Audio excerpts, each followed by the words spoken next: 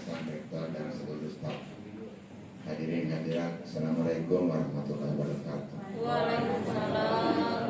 Selamat pagi, salam sejahtera buat kita semua. Alhamdulillah, hari ini kita dipertemukan Allah untuk yang kedua kalinya.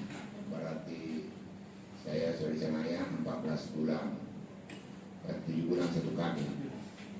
Dan itulah kesibukan kita karena ini COVID, komisi itu hampir 100%. Tapi yang kita patut syukuri, yaitu pertemuan ini berjalan dengan lancar, alhamdulillah. Nah, kita dalam suasana bulan suci Ramadan ini tentu ada salah hilaf dan ada yang terlupakan. Tentu lewat acara ini kami mengucapkan permohonan maaf kepada anak-anak, bapak-bapak, hadirin dan hadirat.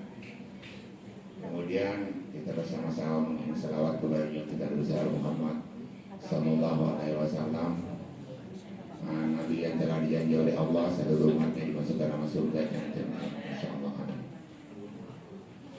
Nah, kemudian pertemuan kita ini kemungkinan yang kita bahas di ada 20 menit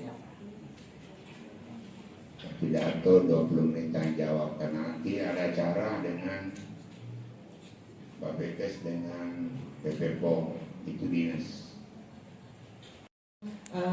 Bapak Dr. Basotika.